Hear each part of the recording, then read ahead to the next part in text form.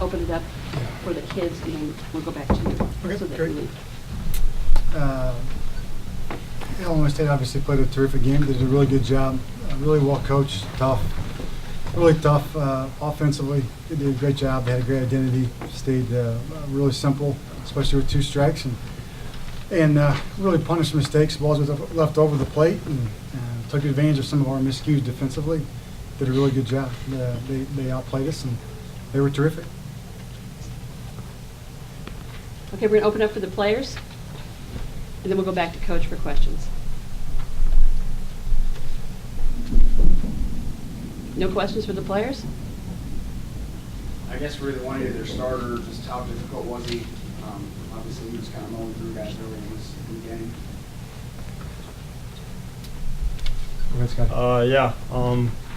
Credit to him and stuff, but I think a lot of it was just, us getting ourselves out, having bad at bats, really having no approach, no mindset going to the box, really just kind of flailing at the ball, and obviously it bit us in the butt at the end. Is this the same thing, guys, that has been going on? Postseason has been rough on you guys hitting. You've hit the ball pretty well this season, but here in postseason play, things have kind of gone sideways, hitting-wise. Either one of the players? Go ahead. Yeah, lately we haven't been hitting that good. I think it fundamentally comes down to our players' confidence. I feel like a lot of guys are just not confident at the box right now. It just kind of looks like they're just giving up at bats, and it looks like they're just trying not to strike out, which is not the mentality to have at the plate. And we're hitting like some of our teammates are just hitting like a bunch of babies, and it's really frustrating. You got the first inning home run. Did you get a sense their starter made any adjustments after that? From all my bats off him, I don't think he made any adjustment. I think he did what we were told he was going to do by our coaches, and I think he stayed with that the whole game. It was just us chasing pitches that got us out, and again, not being confident at the plate. If we would have just stuck to the game plan that our coaches told us in the beginning, then I feel like we'd have a lot more success. Peegs, go ahead.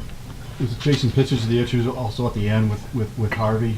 Because you had trouble with him as well. Yeah, chasing pitches is like what everyone sees, but it fundamentally comes down to like I said earlier, the confidence of our guys in the box right now, and I don't know why our guys are so unconfident in the box right now. I feel like our coaches give us no reason not to be confident. We get all the support we absolutely need. So it comes down to, in my personal opinion, is a leadership and internal issue that we will have to fix by tomorrow. Stu? Scotty, how tough is it to see a teammate like Matt go down in a game like this? Really tough. Matt's obviously one of the more talented guys we have. The kid busts his butt every single day, and it's really tough to see him go down. But it's the next man up. Sam Krill comes in, and don't know what'll happen tomorrow. But as a collective group, we need to pick it up because this season is on the line from every game out at this point. So we need to get it going. Anything else for the players? You guys can go. We'll open it back up for Coach Mercer.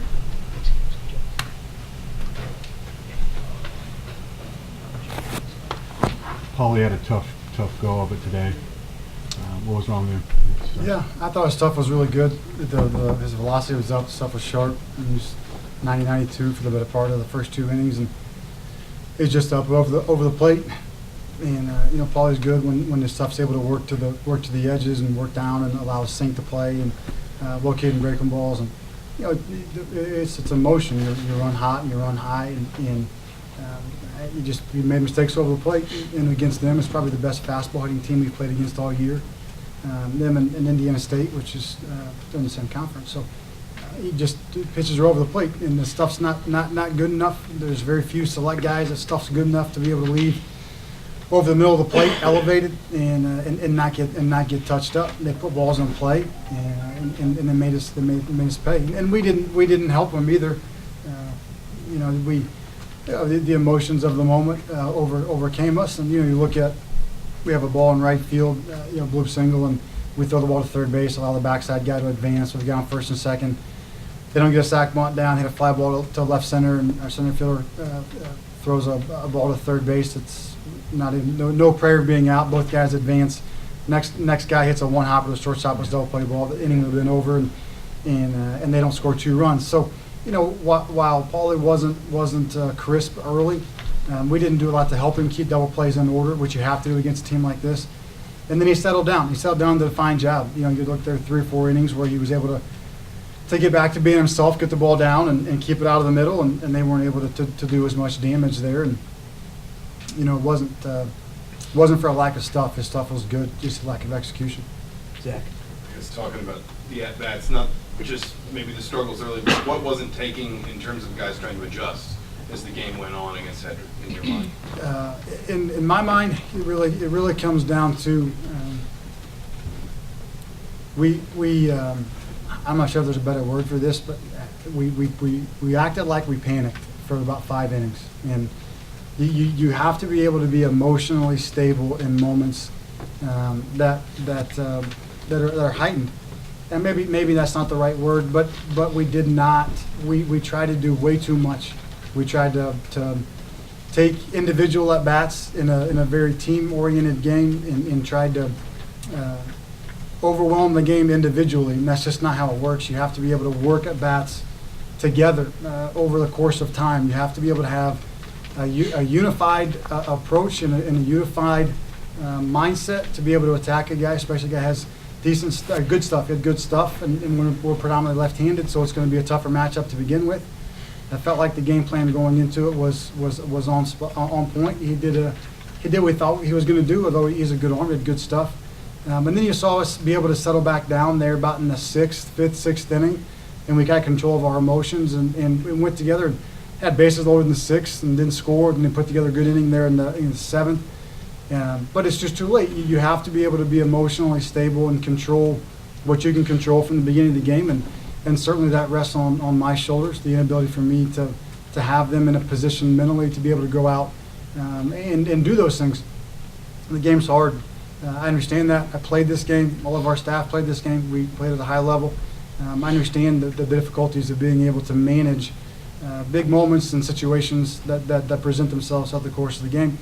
But if you're unable to make adjustments, if you're unable to follow the basic rudimentary plan, it becomes almost impossible to have success outside of someone giving you opportunities, and they weren't going to give us opportunities, took care of the ball, and threw strikes. So we just didn't do a good enough job of that, and obviously that's my responsibility to make sure that we're in a middle place to be able to be tougher and to be more competitive and try to fight the game and not fight an opponent, try to fight a game plan and not fight the surroundings or anything that goes along with it.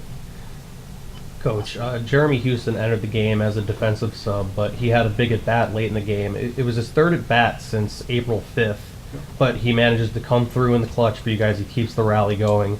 But what does that say about him and the other guys on the bench as far as their readiness, as well as just him as an individual?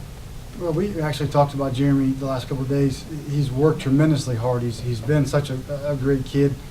Through not being an everyday guy the last couple of months, but he's worked tremendously hard in the cages every day. He comes in and puts his time in, and we had talked about how much he had improved over the course of the spring, and if there was a moment we felt comfortable getting him in there, both from a defensive standpoint and offensively, and he came up big with a really big at bat there, and was able to put a ball in play with 2 strikes, but he battled his way through it. And he was so composed and very confident, and did a really nice job. But it really goes back to your work. It goes back to the work you put in. You're confident in the work you put in, or you struggle because you don't believe in what you've done daily. And Jeremy has put in enough work to be confident in that moment, and we believed in him because we've watched him do it. One more? I guess just is there kind of any update on Matt beyond, I think he had kind of a cast on his hand? Yeah, the update that I got is that I think it's a muscle or a sprain, not necessarily anything more severe than that. Matt would have stayed in the game had I let him, to be honest with you. It was my decision. I just didn't feel like if his hand was not strong enough to secure the glove the way we needed to, then wasn't going to be strong enough to secure the ball. And if he's not going to be able to hit, then we got to get him out of there because a line drive at him, he's not able to take care of it, or a ball in the gap. And then secondarily, Joel, our trainer, is terrific. He's a star, but you don't want to do anything if there is a hairline fracture in there that's going to make that worse. But as far as I know, there's not, and so hopefully we'll get a chance to see tomorrow what he's capable of doing. All right. Thank you.